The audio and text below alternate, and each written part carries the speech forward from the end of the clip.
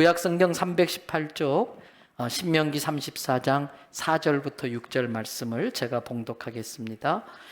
여호와께서 그에게 이르시되 이는 내가 아브라함과 이삭과 야곱에게 맹세하여 그의 후손에게 주리라 한 땅이라. 내가 내 눈으로 보게 하였거니와 너는 그리로 건너가지 못하리라 하시매, 이에 여호와의 종 모세가 여호와의 말씀대로 모압 땅에서 죽어 벳볼 맞은편 모압 땅에 있는 골짜기에 장사되었고 오늘까지 그의 묻힌 곳을 아는 자가 없느니라. 아멘. 오늘 또 저와 여러분의 가정, 자녀 그리고 하는 모든 일들마다 하나님의 돕는 손길이 함께 하시길 주님의 이름으로 축복합니다. 가정에서 영상으로 또 각자 있는 곳에서 영상으로 예배드리는 우리 성도들에게도 같은 은혜가 함께 하시길 바랍니다. 오늘 묵상하는 본문이 신명기 34장입니다. 34장은 모두 12구절로 이루어져 있습니다.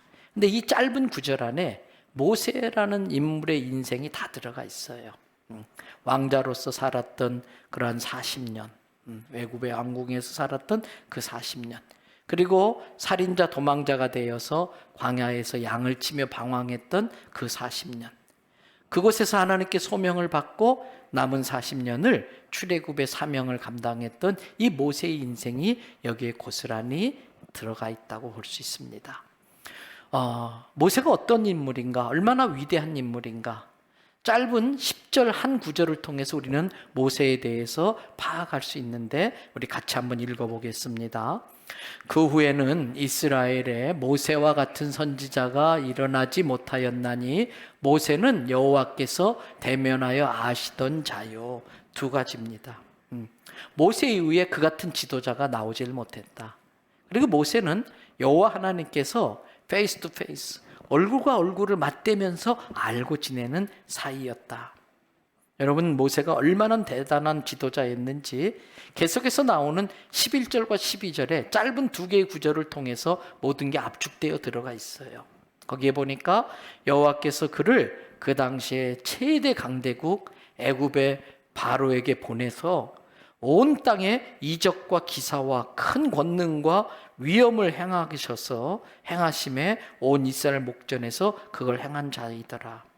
이 짧은 두 개의 구절이지만 모세가 호렙산에서 하나님을 처음 경험하면서 하나님께 받은 사명에 대해서, 그리고 하나님이 주신 권능을 가지고 10가지 재앙을 일으키면서 그 대단한 애굽 이집트의 바로를 무릎 꿇게 만들고 출애굽하게 했던 그 일, 그리고 오합지졸 같은 이스라엘 백성들, 지지리도 말 안 듣는 그 이스라엘 백성들을 달래고 구슬리고 훈련시켜가면서 가나안 땅 입구까지 이끌고 왔던 그 모세의 리더십이 이 속에 고스란히 들어가 있다고 할 수 있습니다.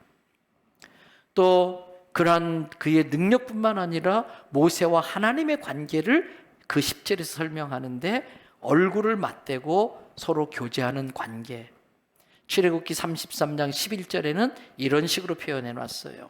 거기 앞부분에 보니까 사람이 자기의 친구와 이야기함 같이 여호와께서는 모세와 대면하여 말씀하시며. 여러분, 부모들하고 이야기할 수 있는 것들이 있지만은 부모님하고 이야기가 어려운 것들은 주로 친구들하고 이야기를 해요. 밤새 가면서 인생의 고민을 이야기하고, 때로는 캠핑 가서 그냥 깔깔대고 웃으면서 재밌게 놀다 와요. 모세와 하나님이 마치 친구와 같았어요.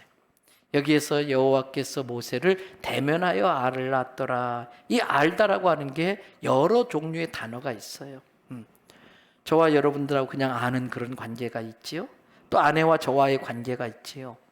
그런데 이 부부 사이에 아는 관계를 히브리어로 야다라고 하는데, 이 10절에 여호와께서 모세를 알았더라, 이것은 야다라는 단어를 쓰고 있어요. 그 정도로 하나님께서 모세를 친밀하게 여겼다는 것이지요. 시간의 구애를 받지 않고 누구의 방해도 받지 않고 시내산에서 하나님과 오랜 특별한 교제의 시간을 가진 사람이 모세입니다. 누구보다도 하나님의 영광을 많이 보았고 하나님의 영광을 경험했던 사람이 모세입니다. 그런 그가 지금 느보산 정상에 서 있습니다. 느보산 바로 앞에는 요단강이 있습니다. 그래서 요단강 서편에 이스라엘 땅이 쫙 펼쳐져 있는데 그걸 한눈에 볼 수 있는 곳이 느보산입니다. 지금 모세가 거기 서서 쭉 보는데 하나님께서 이렇게 말씀하세요. 4절 보세요. 우리 같이 4절을 다 같이 읽어보실까요? 여호와께서 그에게 이르시되 이는 내가 아브라함과 이삭과 야곱에게 맹세하여 그의 후손에게 주리라 한 땅이라. 내가 내 눈으로 보게 하였거니와 너는 그리로 건너가지 못하리라 하시매. 넌 한데 모세야. 모세야, 너 가나안 땅 못 들어가. 그 이야기를 들었을 때에 모세의 심정이 어땠을까 한번 상상하셔야 돼요. 그렇게 사모했던 땅이에요. 젖과 꿀이 흐르는 땅이라고 그랬는데 젖과 꿀이 흐른다는 게 무슨 뜻일까? 직접 가서 보고 따먹어보고 손으로 만져보고 싶은 땅. 그게 가나안 땅인데 너는 보기만 해, 못 들어가. 이렇게 말씀하세요. 이걸 받아들이는 게 결코 쉽지 않아요. 하나님 왜요? 내가 여기까지 오는 동안 얼마나 많은 수고를 했는데요. 얼마나 내가 헌신했는데요. 내가 세운 공로가 얼마나 많은데요. 이렇게 말할 수 있는 상황에서 이 하나님의 결정을 받아들인다는 게 쉽지 않았어요. 그뿐 아닙니다. 7절에 보니까 모세의 신체적인 부분이 나와요. 모세가 120세가 되었지만은 그의 눈은 어떻다고요? 흐리지 않았고 그의 기력이 쇠하지 아니했다. 눈은 여전히 번쩍번쩍 빛납니다. 전쟁에 능한 용맹한 장수의 그 눈빛이 그에게 있습니다. 그의 근육질은 여전히 탄탄했고요. 그의 두 발은 우뚝하니 힘을 주고 땅에 건장하게 서 있을 수 있었습니다. 그 어떤 젊은이에 비해도 뒤질 것이 없는 모세였습니다. 이 말은 무슨 뜻일까요? 아직도 충분히 할 수 있습니다. 얼마든지 감당할 수 있습니다. 그런 의미입니다. 근데 하나님은 안 돼, 다 내려놔. 얼마나 아쉽겠습니까? 얼마나 아쉽겠습니까? 근데 아십니까? 전에 어떤 대학교 교수님이 아프니까 청춘이다 이런 말로 유명해지신 분이 있어요. 아프니까 청춘이다. 청춘은 아프지요. 그 말이 맞는 것 같아요. 저는 그 말을 좀 패러디해가지고 오늘 본문과 연결해서 아쉬우니까 인생이다. 아쉬우니까 인생이다. 아쉬운 것이 있는 게 인생이 있지요. 왜요? 아쉬움이 없을 수 있는 분은 완전하신 하나님밖에 없습니다. 우리 같이 부족한 인간들이 살아가는 삶인데 왜 아쉬울 것이 없겠습니까? 우리가 볼 때에는 부러워할 만한 조건을 갖추고 사는 사람도 그 속을 들여다보면 나름대로 다 아쉬운 것이 있습니다. 무엇을 하든 우리 인생은 아쉬운 것이 남을 수밖에 없지요. 저는 요즘 이제 우리 아이들이 많이 이제 컸잖아요. 그 자녀들을 보면서 부모로서 참 미안한 마음도 들고 또 참 이렇게 해줬으면 좋았을 걸 하는 아쉬운 생각이 들 때가 많이 있어요. 그 녀석이 그때에 그냥 음악에 미쳐서 막 힙합 한다고 막 이러고 돌아다닐 때 그냥 놔둘 걸. 그러면 지금 쇼미더머니 가가지고 꽤 돈도 벌어올 텐데 그런 생각도 해보고요. 신문 펼쳤다면 아파트가 막 몇 억 억거리고 있어요. 뭐 이런 아파트가 막 15억 20억이래. 그때는 몇 천만 원 했는데 그때 좀 허름한 집이라도 하나 사둘 걸. 그랬으면 지금쯤 그거 팔아서 애들 장가 갈 때 집이라도 좀 할 수 있도록 도와줄 수 있었을 텐데 왜 그땐 그 생각 못했을까? 그런 아쉬운 생각들을 해요. 또 여러분, 저는 요즘 가끔 또 돌아가신 이렇게 부친을 좀 생각하게 돼요. 제 어머니가 인천에 여동생 집에 있는데 지난번에 좀 넘어지신 이후로 몸이 많이 안 좋아지셔서 움직이지 못하다 보니까 골다공증 증세가 있어요. 그래서 얼마 전에 한번 넘어지셔서 척추 수술을 하셨어요. 좀 괜찮아지나 싶었더니 또 얼마 전에 또 넘어지셔가지고 또 두 번째 골절이 돼서 2차 수술하고 거의 지금 누워 계시는데 이제 좀 가끔 제가 인천에 올라가서 그분을 뵈면 참 죄송하기도 하고 또 이분의 삶에도 아쉬운 게 참 많겠다.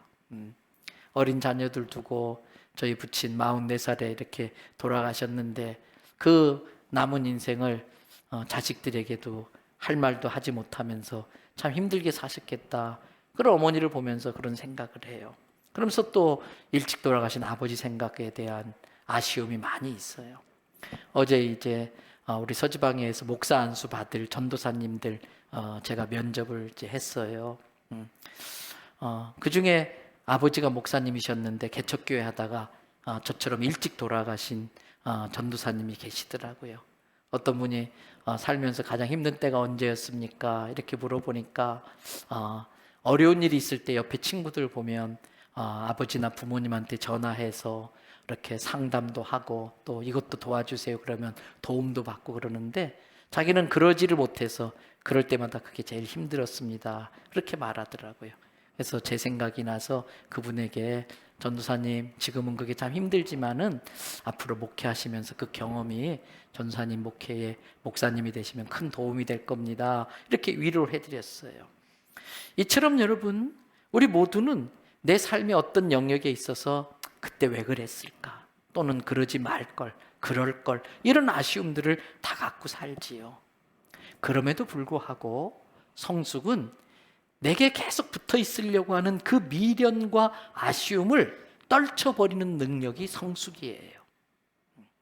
신앙은 그 아쉬운 부분들을 믿음으로 하나님께 맡겨버리는 게 신앙이에요. 지혜는 그 아쉬운 일들을 보면서 다시는 내가 아쉬운 일을 반복하지 않는 방법을 배우는 게 지혜입니다. 다시 한번 정리해드려요. 성숙은 아쉬움을 미련 없이 떨쳐버릴 수 있는 능력이에요. 신앙은 아쉬운 부분을 하나님께 믿음으로 맡겨버리는 것이에요. 지혜는 다시 아쉬운 일을 반복하지 않으려면 어떻게 해야 되나 그 방법을 배워두는 것이 지혜입니다. 지금 이 자리에는 인생을 저보다 훨씬 더 오래 사신 지혜로우신 분들이 많이 계심에도 불구하고 이런 말씀을 드려서 좀 송구한 마음은 있습니다만 저도 이제 어느 정도 나이가 좀 되다 보니까 이제 와서 인생을 돌아보면은 이런저런 생각을 많이 하게 돼요.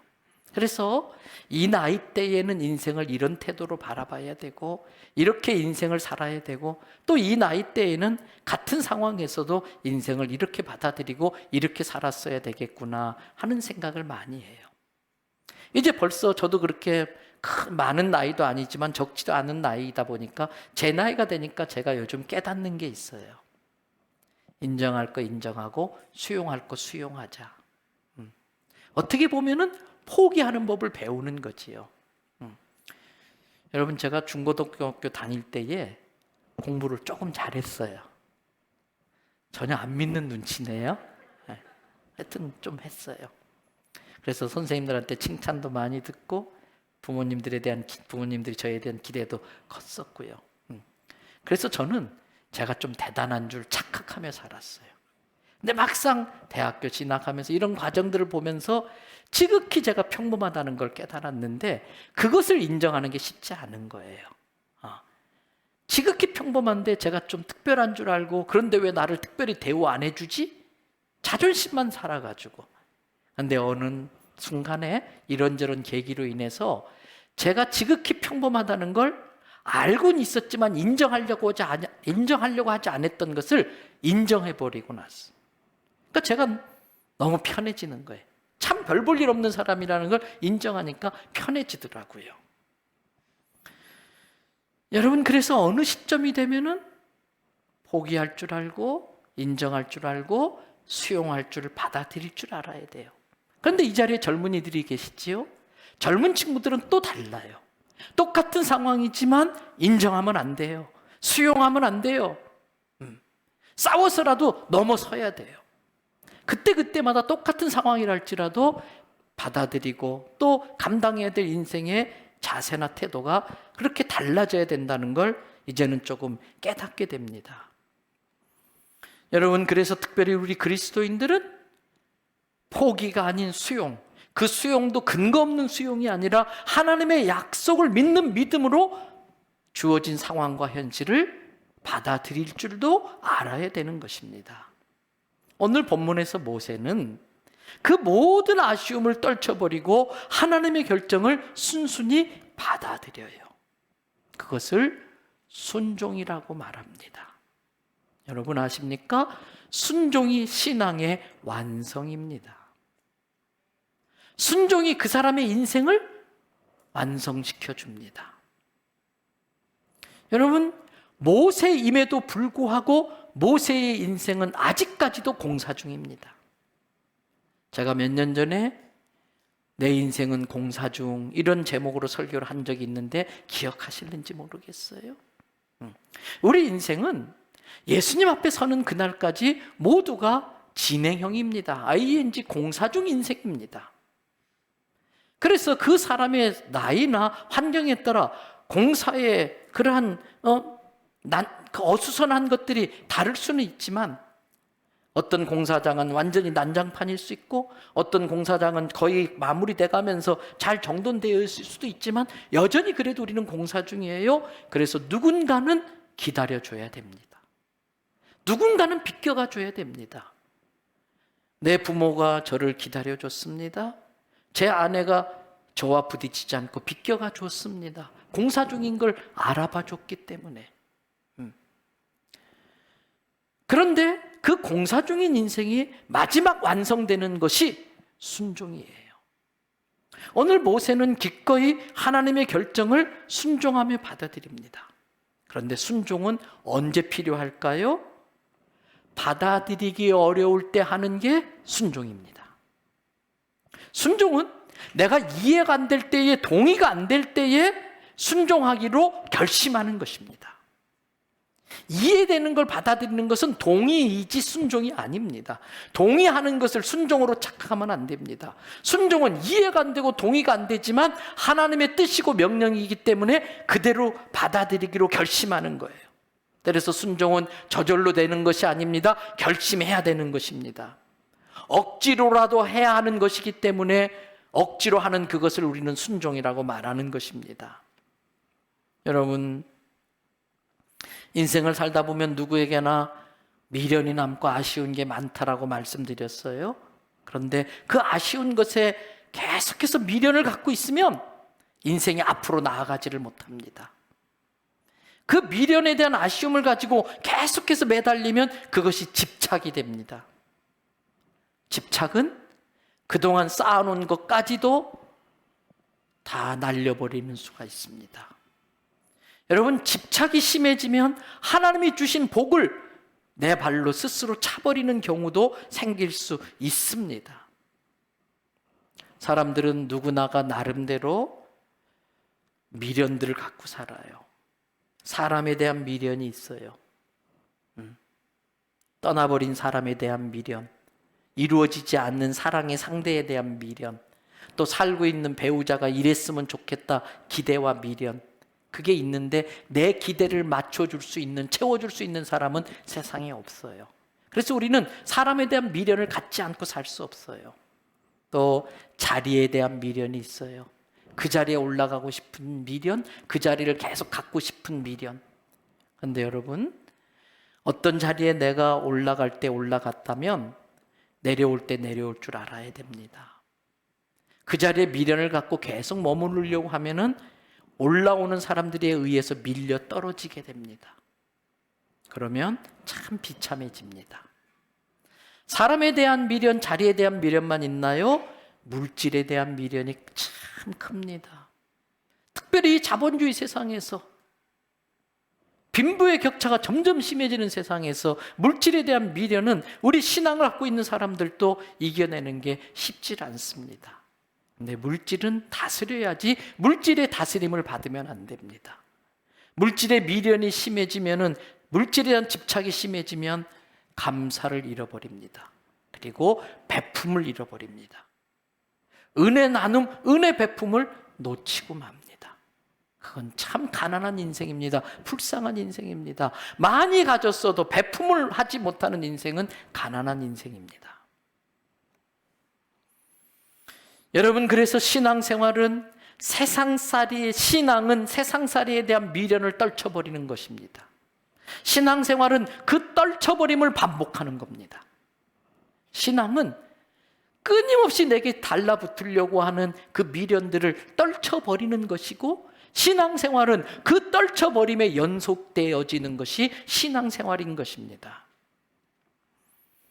제가 개인적인 이야기를 설교 중엔 잘 하진 않습니다만은 오늘은 좀 개인적인 이야기를 설교의 이해를 위해서 한다면, 얼마 전부터 우리 성결교단의 선배님들 또는 동료 목회자들 또는 후배 목사들한테 많은 연락을 받고 있어요. 교단이 이렇게 어려우니까, 또 교단이 이렇게 바로 가야 되니까 당신과 또 우리 대연성결교회가 한 역할을 하고 한 자리를 맡아서 뭔가 이렇게 기여해달라고 하는 그런 요구였습니다. 계속 그런 요구가 있어 왔는데 본격적으로 기도한 건 지난 한 달 동안이었습니다. 그 부분을 놓고 기도하는 중에 그분들의 말씀도 일리가 있고, 또 그렇게 해보는 것도 괜찮겠다, 또 그런 역할도 해야 되는 게 사명 아닌가, 책임 아닌가, 이런저런 생각을 했는데, 결론부터 말씀드리면 저는 기도하다가 이런 교단에 또는 제가 필요로 하다라고 말씀하는 그 환경 속에 있는 여러 가지 상황들도 하나님의 주권 가운데 있고, 저는 아직 그런 것에는 깜이 좀 부족하고 지금 제가 하고 있는 일에 더 충실해야 되겠다라고 하는 판단을 하고 그렇게 결정을 했어요. 그럼에도 불구하고 예를 들어서 좀 아니다 싶은 사람들이 그런 자리에 가서 막 문제를 일으킨다든지 개인적인 이득을 챙긴다든지, 또는 그 자리에 갈 때에 얻게 되는 어떤 명예, 또 여러 가지 그런 것들에 대한 미련과 아쉬움이 왜 없겠습니까? 그럼에도 불구하고 그런 아쉬움이 있을 수밖에 없는데, 저는 지난 한 달 동안, 또 짧게는 지난 한 주 동안 그런 부분을 놓고 기도하면서 묵상한 말씀이 오늘 신명기 34장이에요. 근데 이 본문은 실은 작년 7월 달 6개월 전에 제가 설교를 했던 같은 본문이에요. 같은 설교를 불과 6개월 전에 했음에도 불구하고 이 본문을 가지고 말씀을 묵상하면서 설교를 준비한 것은 실은 저에게 주시는 주님의 메시지가 있기 때문이라고 믿고 이 말씀을 준비한 것이지요. 제가 이 말씀을 묵상하면서 그런 자리라든지 역할에 대한 미련이 남을 수밖에 없는데, 그 아쉬움을 떨쳐버릴 수 있도록 제게 힘을 실어준 것이 제게 이미 주어진 것에 대한 감사였습니다. 제게 이미 주어진 것에 대한 감사가 그러한 아쉬움을 떨쳐버릴 수 있도록 저를 도와주었습니다. 제가 지금 섬기고 있는 교회에 대한 감사, 제가 지금 맡고 있는 역할과 일에 대한 감사, 저와 함께 동역하고 있는 우리 부교역자들과 우리 대연성결교회 성도님들에 대한 감사, 그리고 제게 주신 목회 환경과 우리 교회에 대한 감사, 이런저런 감사가 저에게 집착처럼 붙어 있으려고 하던 그 미련과 아쉬움을 떨쳐버릴 수 있도록 힘을 주었습니다. 한 2주 전부터 저희 집 큰아이가 이제는 이제 회사에 취직을 해서 어엿한 직장인이 돼가지고 사회에 첫 발을 내딛게 됐어요. 근데 이 아이가 해양대학교를 나와서 이제 항해사로서 배를 타는데, 처음 배를 타는데 이 배가 작년 12월 달 몇 개월 전에 새로 만들어진, 여러분 트레일러에 싣고 큰 컨테이너 있죠? 이걸 동시에 25,000개를 유럽이나 이런 곳으로 실어 나를 수 있는 세계에서 제일 큰 배 중에 하나예요. 이 배를 타는데 얘는 세상 초년병이잖아요. 신참이잖아요. 쫄병이잖아요. 안 그래도 막 긴장되는데, 익숙한 배가 아니고 좀 잘 길들여진 배가 아니고 아주 새 배에다가 세계에서 제일 큰 배니까 이 선장님도 굉장히 긴장하셨을 거 아닙니까? 거기에 1등 항해사도 긴장을 했을 것이고, 그러니까 제일 신참이 받는 스트레스는 말할 수 없이 크겠지요. 게다가 얼마나 또 꾸지람도 듣겠어요. 또 책망 혼나기도 하고. 그래서 카톡을 쭉 주고받는데 힘든 부분들이 얼핏얼핏 느껴지는 거예요. 내놓고 노골적으로 뭐 이렇게 하진 않지만 그 카톡 안에 슬쩍슬쩍 원망도 있고 불평도 있고 이런 게 묻어나요. 그래서 제가 아들에게 카톡으로 이런 문자를 보냈습니다. 내게 어려운 상황이 생길 때마다 그것을 놓고 하나님 앞에 해결해 달라고 기도하기 전에 그것과 관련되어진 것으로 3가지 이상 감사할 것을 찾아서 기도한 다음에, 감사기도한 다음에 그 문제 해결해 달라고 기도하도록 해봐라. 너를 힘들게 하는 문제가 있지만 그것에서도 감사할 것들이 있을 것이다. 그게 뭔지 한번 살펴보고 하나님 앞에 1가지 문제당 3가지 이상의 감사를, 기도를 드린 다음에 그 문제를 해결해 달라고 기도해봐라. 이렇게 문자를 보냈어요. 제가 그렇게 아들에게 문자를 보내게 된 것은 저도 그러한 비슷한 경험이 얼마 전에 있었기 때문이지요. 하루는 새벽에 기도하는데 교회 안에 왜 이렇게 환자가 많이 생기는지. 여러분, 여기에 계속 우리 교회 환자들, 성도들 이름이 이렇게, 이름과 그 증상들이 이렇게 업그레이드해서 계속 올라오면 이걸 가지고 매일 기도를 해요. 그런데 물론 요즘은 뭐 암 환자도 많고 하니까 우리 교회 전체 비하면 환자의 수는 비율적으로 굉장히 적은 것임에도 불구하고 목회자의 마음속에는 누가 좀 아프면 제가 기도 안 해서 아픈 것 같아요. 성도들 가정에 자녀의 문제가 생기면 제가 열심히 목회 안 해서 그런 것 같고, 성도들 사업에 어려움이 생기면 내가 회개하지 않은 죄가 있어서 그런가? 그냥 목회자로서 본능적으로 그런 생각이 드는 거예요. 근데 그렇게 환자들이 자꾸 생기고, 또 어떤 분은 계속해서 기도하는데 별로 차도가 없고, 그러니까 좀 마음에 불편해지는 거예요. 또 그뿐 아니라 또 생각이 다르고, 또 이런저런 오해 때문에 또 목회자와 불편한 관계에 있는 분들도 뭐 우리 교회는 거의 없습니다만 간혹 있을 수도 있잖아요. 그럼 하나님 왜 이렇게 목회 힘들게 하냐고. 양을 맡기신다고 그러셨는데 양이 아닌 것 같다고, 막 물려고 그런다고, 들이받으려고 그런다. 근데 이제 몸이 피곤하다든지 또는 뭐 여러 가지 스트레스 받는 일이 생기면 그게 그냥 잘 넘어가지지 않고 하나님 앞에 좀 짜증스러워지는 경우가 생기거든요. 그런데 그렇게 원망과 불평이 살짝 올라오려고 할 때에 새벽에 기도하는데 성령님께서 제게 깨달음을 주시더라고요. 제가 문제라고 생각하는 그것이 그게 정말 문제일까? 그게 문제의 본질일까? 그리고 너가 불편해하는 그 사람에게서도 감사할 것이 있을 수 있지 않겠느냐? 성령님이 그 마음을 주시는 거예요. 그래서 가만히 생각해 보니까 감사할 게 있더라고요. 문제라고 생각한 그것 안에서도 그래도 감사할 게 있었고요. 제가 힘들어하는 그 사람을 통해서도 그래도 감사할 게 있더라고요. 그래서 제가 그 문제나 그 사람에 대해서 3가지 이상을 하나님 이래서 감사하고요, 이래서 감사하고요, 이래서 감사하고 기도하고 났더니 솔직히 문제라고 안 느껴지는 거예요. 기도할 필요조차도 안 느껴지는 거예요. 그러면서 마음이 싹 편해지는 거예요. 그냥 저절로 다 내려놓게 되는 거예요. 그래서 그 경험을 가지고 우리 아들에게 그렇게 해보라고 문자로 권했던 것입니다. 지금 모세는 가나안 땅을 밟아보고 싶은 마음이 간절해요. 근데 너는 안 된다는 말씀하시는 거예요. 억울한 생각도 들고 아깝다는 생각도 들고 섭섭하고 노여운 생각도 들었겠지요. 그럼에도 불구하고 모세는 하나님의 결정을 받아들입니다. 왜 그랬을까요? 앞에서 제가 성숙은 떨쳐버리기 어려운 것들을 떨쳐버리는 게 성숙이고, 신앙은 아쉬운 그 부분을 하나님께 맡기는 게 신앙이고, 지혜는 다시 아쉬운 일을 반복하지 않는 방법을 배우는 게 지혜다 그랬어요. 모세는 민수기 20장의 사건을 통해 그 지혜를 배웁니다. 툭하면 원망하고 불평하던 이스라엘 백성들이 물이 떨어졌다고 막 투덜대는데 물을 달라고 하는데 하나님께 갔더니 모세야 줘. 이번에도 참고 줘. 가서 저기 바위 보이지? 바위 보고 물을 내라 명령하면 물이 나올 거야. 줘. 하나님 또 참아야 돼요? 또 줘야 돼요? 그래 줘.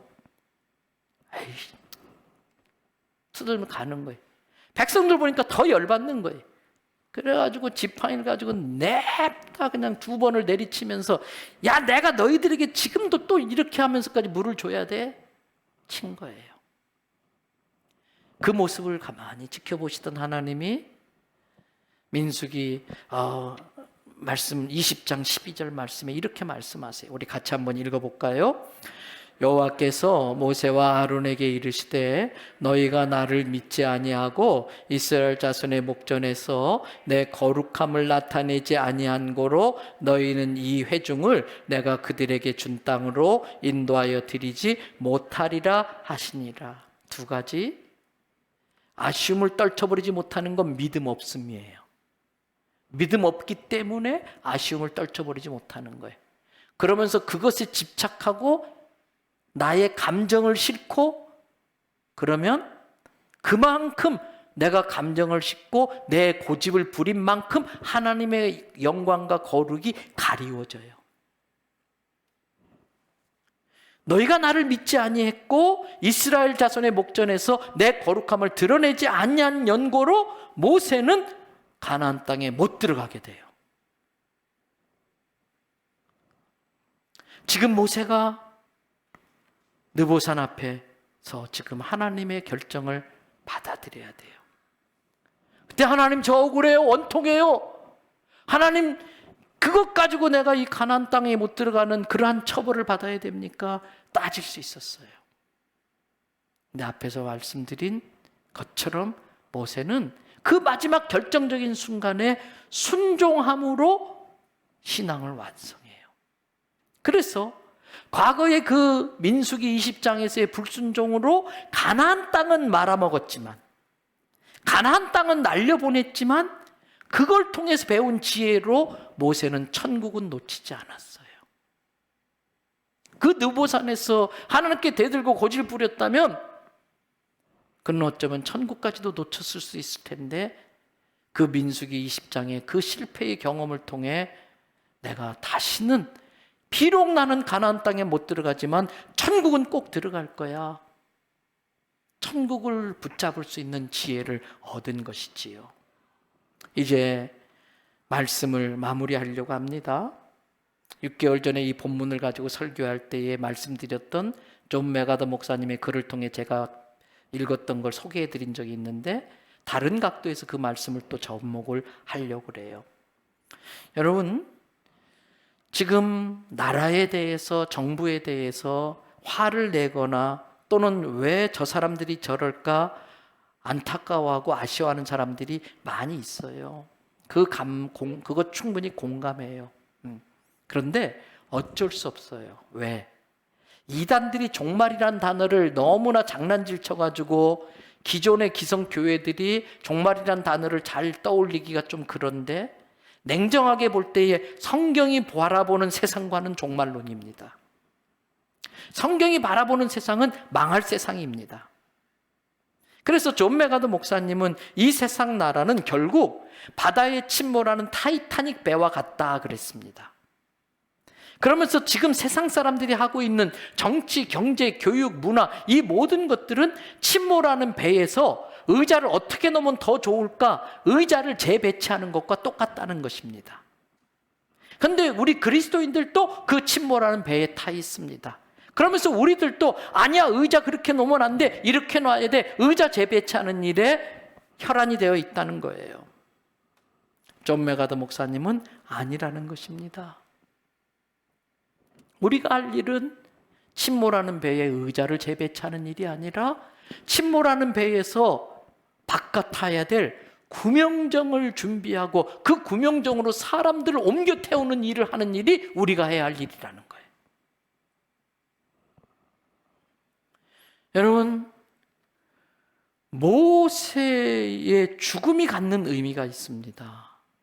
모세의 죽음이 없으면은 여호수아가 등장하지 못합니다. 오늘 모세의 죽음을 통해서 하나님이 계획하신 건 가나안 땅에 하나님의 나라를 세워갈 다음 세대를 일으키는 일이었습니다. 그런데 모세가 여전히 고집부리고 무대에서 버티고 있으면 그 무대에 여호수아는 올라올 수 없었습니다. 다행히 모세는 하나님의 결정을 순종하고 그 무대에서 퇴장합니다. 사람들이 볼 때는 안타깝고 아쉽고, 아니 저렇게 고생해놓고 가나안 땅도 못 들어가, 이런 소리 들을 수 있지만 하나님의 눈에 그 모세의 그 뒷모습은 아름다운 퇴장이었습니다. 여러분, 그 우리가 떨쳐버리기 힘든 그 아쉬움을 떨쳐버림에 대한 보상이 반드시 있습니다. 그것이 다음 세대입니다. 우리가 떨쳐버린 그 아쉬움에 대한 보상은 새로 등장하는 여호수아입니다. 때문에 우리는 내 삶을 보존하려는 데 인생을 바치려는 것이 아니라 내 인생을 드리는 거예요. 헌신하는 거예요. 그래서 내 삶을 디딤돌 삼아 우리의 다음 세대들은 이 세상에 무너지는 게 아니라 이 세상을 넘어서는, 이 세상을 극복하는 세대로 이렇게 세우는 것이 우리가 해야 할 일이라는 것입니다.